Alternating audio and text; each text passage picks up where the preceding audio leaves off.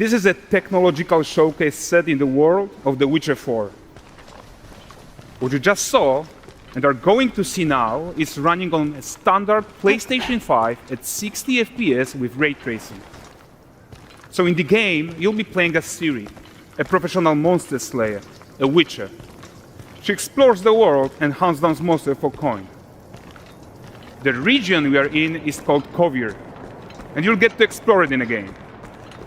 Right now, Ciri is investigating a monster, and after gathering new clues, she is heading back to a nearby village.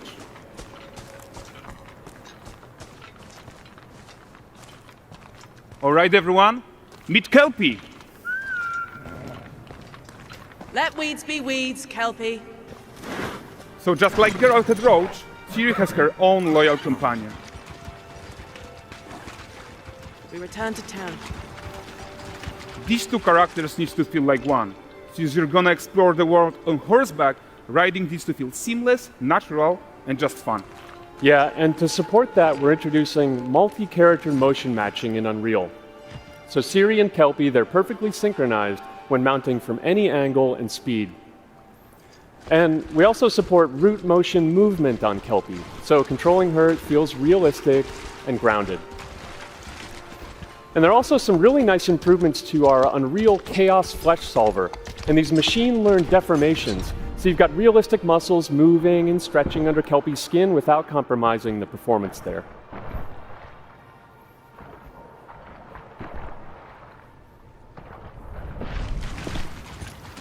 So let's leave Ciri behind for a second and talk about the world itself.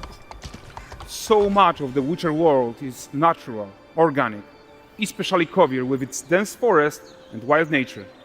Yeah, and wild nature is hard. And with nanite geometry, we've freed artists from so many of their old constraints. But we don't want to rest until everything we do in Unreal has that same spirit of freedom. There's always more work to do. And foliage is a huge piece of that puzzle.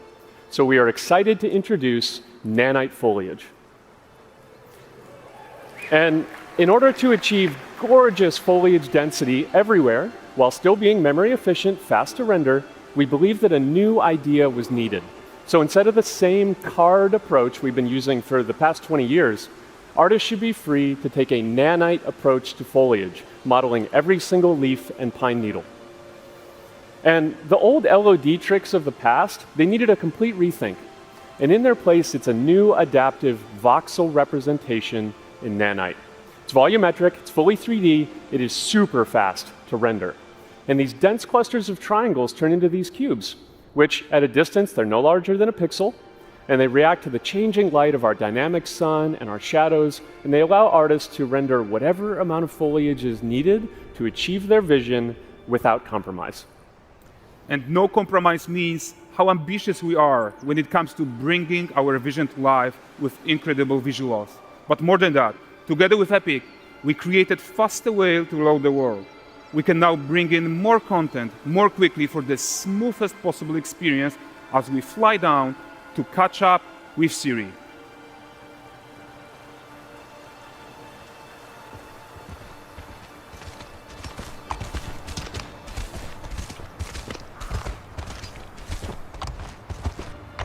Welcome to Valdrest.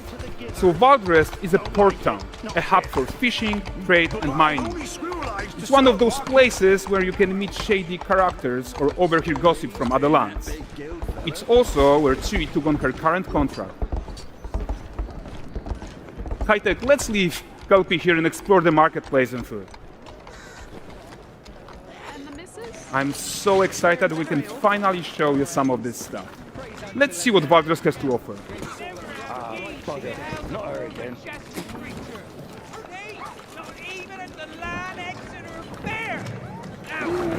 Nine gazes while I present him with a fish. For the furry rascal will often wink, and a bear's weight grants good fortune. More than speak.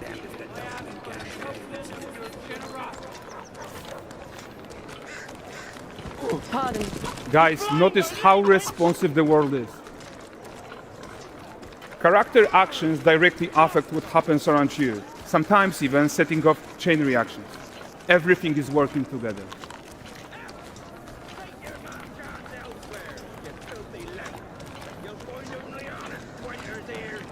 Oh, look at this poor gentleman being taught how to fly by an angry innkeeper. That's what happens when you cheat at Gwent. Last of it, is it? Ready to aim.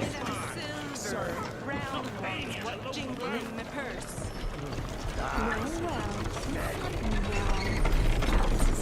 Okay, so this is the guy who gave the quest his own.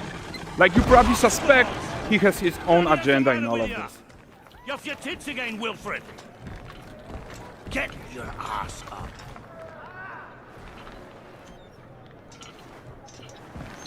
A typical day's toil. Who in? Witcheress. What news of my wagons? No eternity is taking that damn salt to arrive. I found them. And, well, suffice to say, they'll not reach you. As for the salt, I found not one speck. I presume this comes as no surprise to you. Now. Kavir's smuggling trade is of no concern to me. Shush, shush, shush. The manticore that flattened your cart and devoured your men, quite the opposite. Manticore? No, them winged hellspawn dwell in the arse end of Creighton. While Ciri decides what to do about that merchant, let's take a look at the character technology that powers this marketplace. Why don't we listen in on these fishmongers? They're selling their wares, chatting up customers. Morning, catch fishes. Won't find none fresher. Rugged me ladies after one of them. Get this cleaned and gutted for you. You mind, dearest? Into scene, something more. Got mackerel, cod, all Brexit's finest. And there is tons of tech at play here, even in this simple market stall. Metahuman tools, improved Unreal smart objects, chaos cloth, and more. Yeah, and all of this exists to make sure that the gap in quality between Ciri and NPCs is as small as possible. Yeah, and closing that gap, it's not just about fidelity, right, but also authenticity. They should react to changes in the world around them. But the prisoner in Pillory isn't exciting enough for Valdrest. Let's grab everyone's attention with a circus.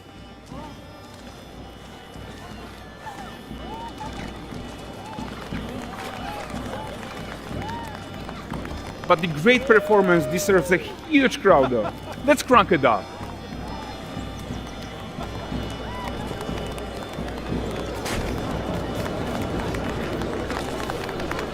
So you are seeing tons of optimizations here to many of Unreal systems, including an entirely new Unreal animation framework, allowing us to fit easily in our 60 FPS budget, not just in rendering, but also with room to spare on the game thread. Over 300 animated skeletal mesh agents all going about their business. And the whole point is to leave breathing room for developers like you to introduce the gameplay and the systems that your players expect, empowering you to make your worlds come to life without Unreal standing in your way. You are right, and that's the open world RPG that we're making. But before we wrap up, how about one final check-in with Ciri?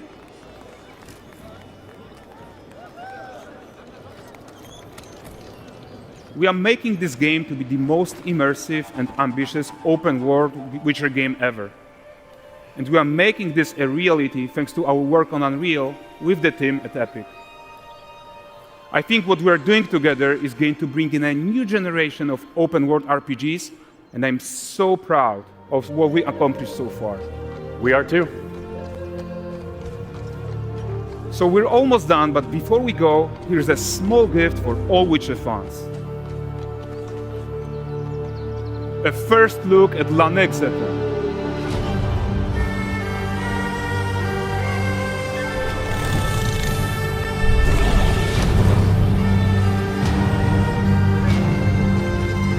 Onward, Kelpie. We've worked to do.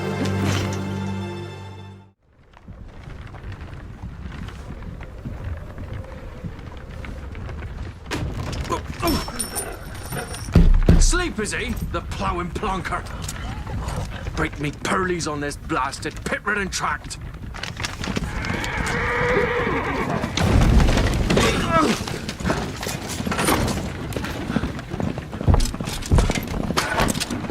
We's veered off dry road.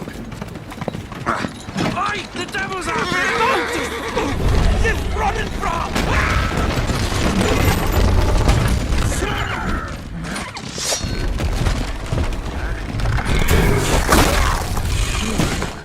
Maybe I'll shield us.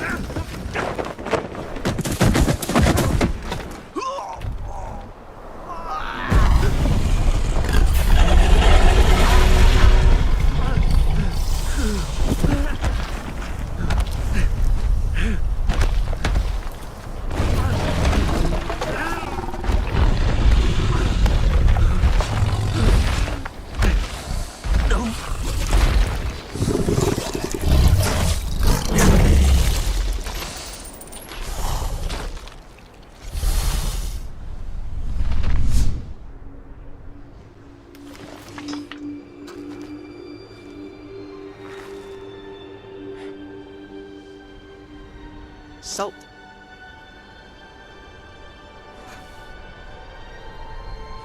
Almost had me fooled, Fruin.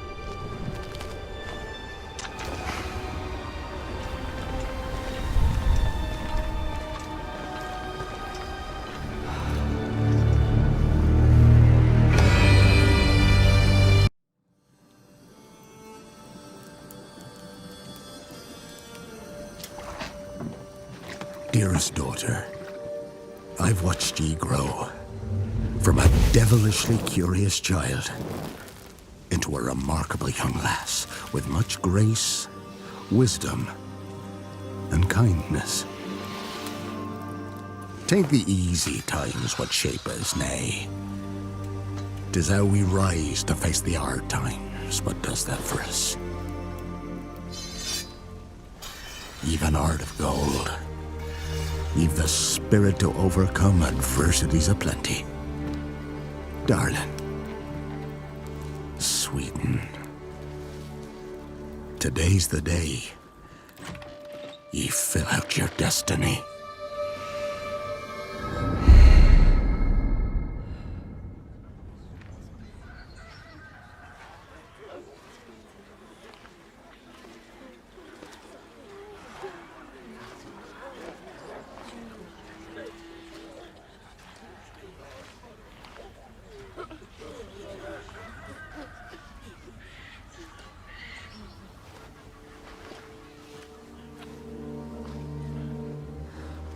Forgive me, daughter.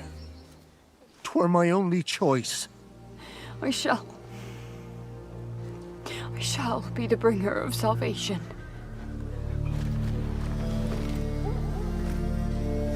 A witcher? Witcher! Whose coin did ye take?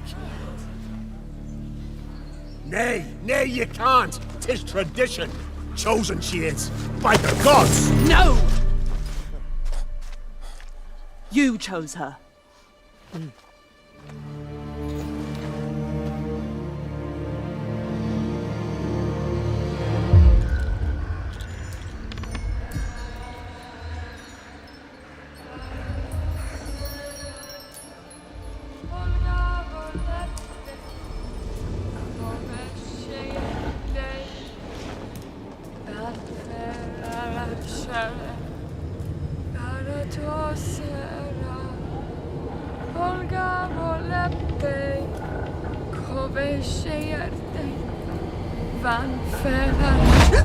Back to the village. Go, now. Nay! I must save them! Save the village! Save yourself!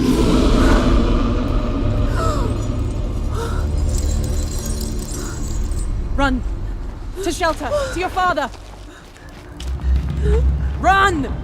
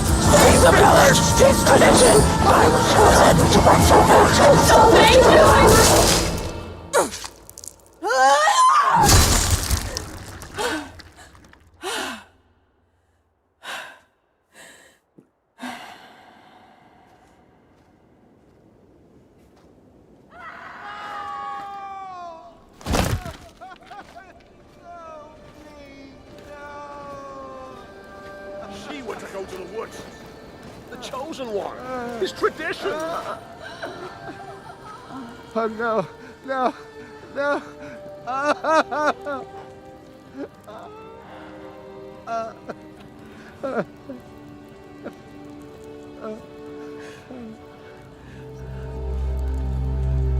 It's all we wanted.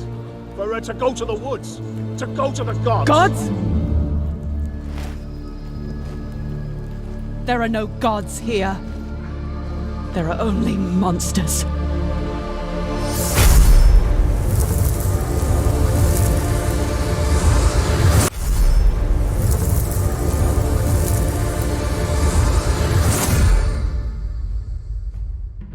We felt that this is the moment to tell the story with Ciri. She's been through a lot. She has a strong moral compass, I would say, and she can use these emotions to act. Ciri is all about becoming the Witcher, and she is very determined to follow this path.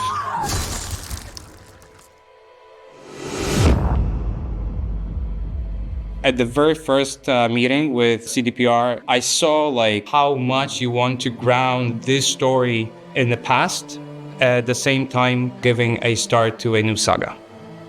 We were thinking in this story that Mione and Ciri are a little bit mirrors of each other. The traditions of Stromford essentially mean that Mione has to be sacrificed. That's her destiny, and she accepted that destiny. Ciri is known as someone who does not accept destiny. She fights back at it. Ciri was exactly feeling what Mione could feel. Even just looking at her, hearing, her voice trembling when she goes, I shall be, the bringer of salvation. And you can hear that there is a duty in that. There is something you grew up with. There's something you should do, but deep inside, you know that this is bad. So they have a very brief interaction in the woods when she says, save yourself, right? That this is something that your older sister would say, your friend, you're someone close to you. Just from this brief interaction, she can exactly know what she is feeling. And she's like, your life is more important than those stupid superstitions that your village grew up with. One of the really important things was for the viewers to feel as Ciri would feel, so you could see how the story unfolds together with her and get the same emotional flow as she would get as she was trying to fix the issue of the village. The way she kills the monster, the way she reacts to the people killing Mione, it's different than what Geralt would do. She lives through these emotions, she's connected with herself. It's all we wanted. For her to go to the woods. To go to the gods. We always try to walk around Slavic style and be coherent with Sapkowski's book. I believe the style for characters, faces, hairstyles. You can find this kind of faces somewhere in the villages, there and there. That's why it's very important to see the range of possibilities in the whole Central Europe. Just the ambiguity of the whole story itself, I think it also plays very much to the way Sapkowski was crafting his Witcher stories. And it's also very in our Eastern European mentality, that like those shades of gray everywhere and not clear choices and the famous lesser evil. It was a huge project. From the beginning, from the story that we created with our director and with CDPR team, and then the huge mock-up session. It lasted for like 14 days. A lot of people were engaged, and I'm pretty sure that it wouldn't be this amazing if we hadn't had such an amazing crew.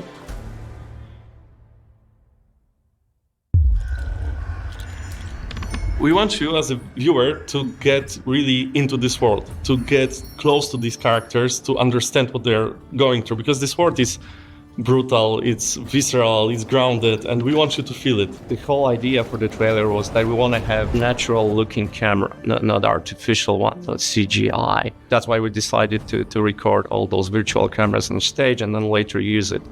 In a trailer, for example, when you see Ciri, when she enters the fog, you can see that she's confused, that she doesn't know where to look, that the camera is more aggressive with motion, and we wanted to express more of this confusion. We wanted to have this glimpse of truth in it.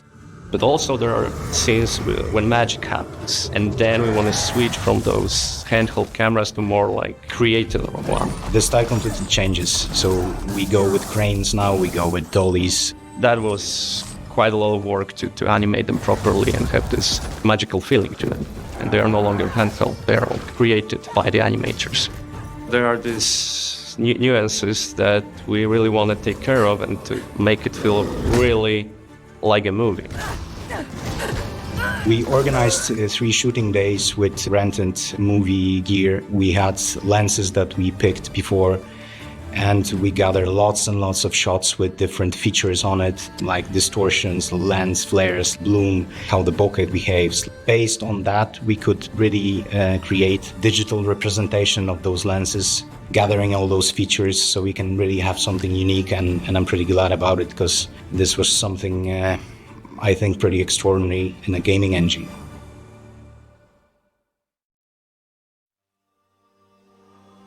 My favorite part is the beginning, essentially. It's where we parallel the traditional preparations that Mjolnir goes through, and then the Witcher preparations that Ciri goes through. For the Mjolnir, we had a more pleasure to eye color palette and a bit warmer. But for the Ciri, we set up our environment darker and more moody. We wanted to create a bit more mysterious mood, which allows us to create more dense atmosphere and bring to the table a bit different story, because at the end, both of characters having a unique story behind preparation. Ciri is watching Jivan saying goodbye to Mjolnir, saying about destiny, saying that she was kind of born almost, meant to make it, right, kind of save them.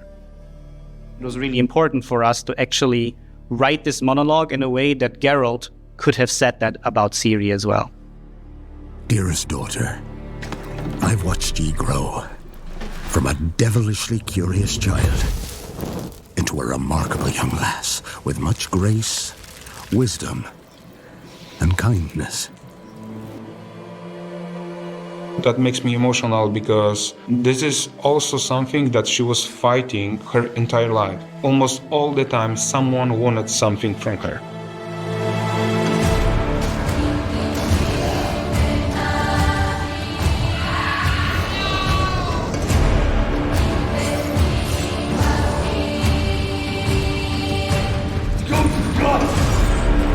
Created a physical representation of Balk's shoulders and his attacking arms, and having 4 operators, we kind of recreated the whole monster. On the screen, we saw in real time a moving bow. We created Witcher-style sequence, just practiced it a couple times. We practiced how to move the bow, how to synchronize, and it worked beautifully.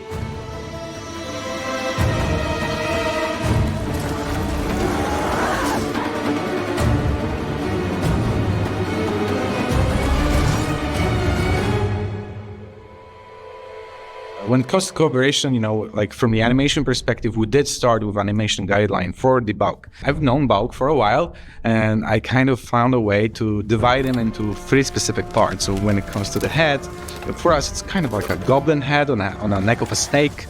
The front arms are as similar to jaguar as possible, while the pincers are literally scorpion claws, and the tail and the back legs are literally dinosaur. And because of that, we're able to actually create this kind of animation Bible for the Bauk. And then it kind of allowed us to really quickly build this common language to make sure that what we animate at CD Projekt is actually as close as possible to what you see in the trailer. Journey with Unreal Engine was wonderful. We were able to have much more tries and instant preview and much more iterations to get to the proper final result.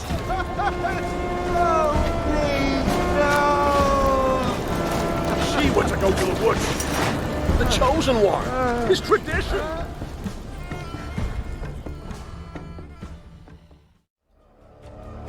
Well, the first thing that puts a smile on my face is the runtime, of course. I'm really glad we could pull up 6 minutes so that even if you don't know anything about The Witcher, you can just play it, watch it, and it's a short story that's understandable from the start to finish. I love the slow burn, which is something very unique for a game trailer, I would say.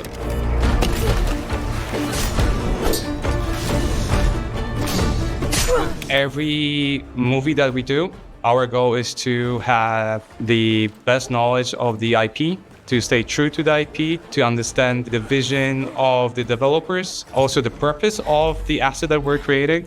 Knowing the Witcher universe inside out is a key to do something that feels equally original as well as true to its foundation. This trailer is an adaptation of a story that we actually want to tell in the game. We're not going to give you a black or white situation. We expect you to consider some situations, make some tough choices, and as an example, that situation that may happen after the trailer is over is such a tough choice. Gods? There are no gods here. There are only monsters.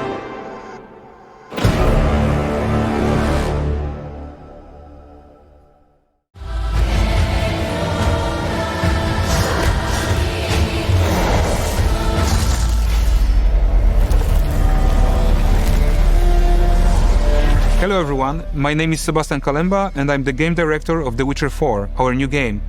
And this is our official breakdown for the very first cinematic trailer of the game. So let's dive right into the trailer. The first sequence sets up the stage. Dearest daughter, I've watched ye grow from a devilishly curious child. We have 2 characters. They are preparing for something. One character is preparing for some kind of a ritual, tradition, clearly a celebration. But the second character is purely preparing for the battle, for the encounter.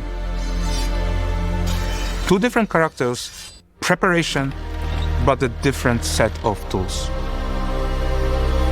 It looks like a wedding, maybe, but as you see, it's not festive at all, right? People are not laughing, people are not happy. This is Stromford. This village is totally isolated place up north. And, the world of The Witcher is full of folk, full of grim, the darkness, monsters. The way they deal with monsters for ages is sacrificing their people.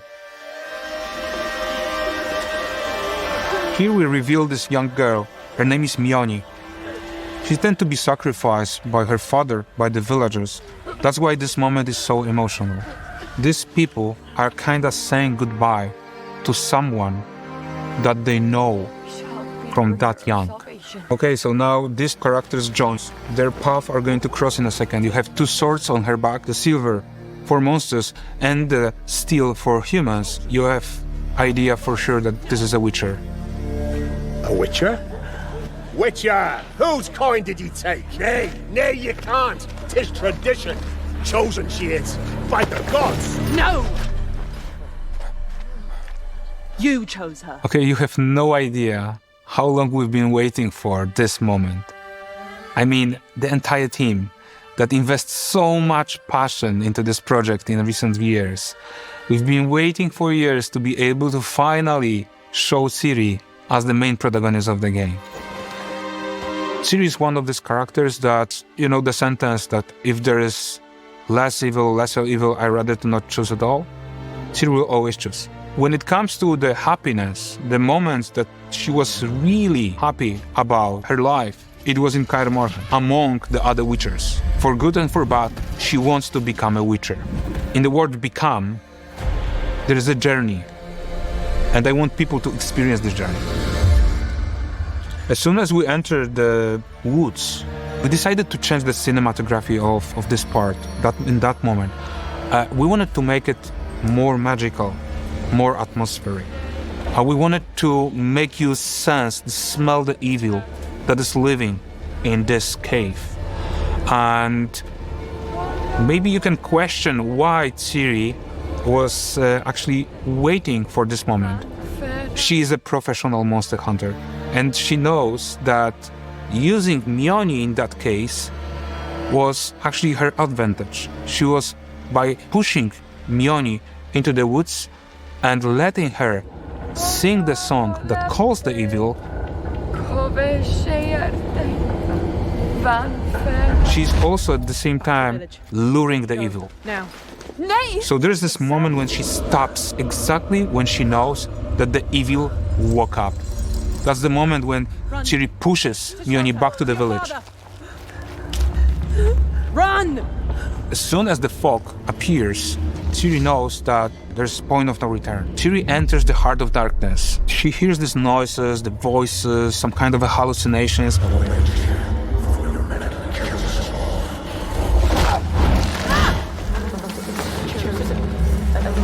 She's a bit puzzled, yeah? You see, like, she's not able to spot the monster. This is the way how this creature fights. It tries to play with your fears. There's the moment of the opportunity that Ciri drinks a potion. This potion, it's not a regular potion. It's a poison witchers are capable to prepare. And she's becoming deadly focused here. There's no voices again, no fears. And this is the moment when she spots him, and this is the moment when the real duel starts.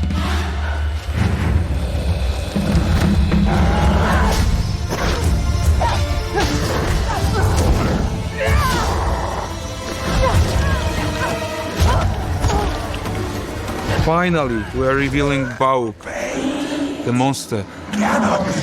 Very powerful creature in this world. And as you see, also we are showcasing something special about Ciri. Ciri is a powerful source. She can drain the energy out of the elements in this world and catalyze it into the very powerful spell. And that way, she builds another opportunity window. To be able to chop his limbs,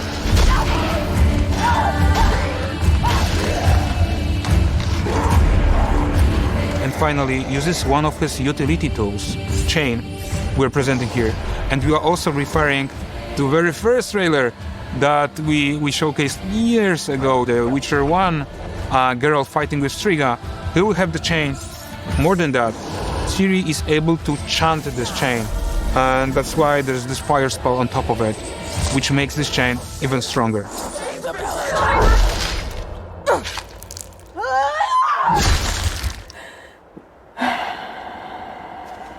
And this is another tough lesson in this grim world. Ciri wasn't able to save Mioni, because some people are incapable of change. Bauk won because they let themselves being still driven by the fear. She knows for sure that they'll get this at some point, because the fog will never get back. They will probably remember her, the silver-haired girl who saved them. And there's going to be a moment of change, but the time needs to come. That's all we wanted. We're to go to the woods, to go to the gods. Gods? There are no gods here. There are only monsters.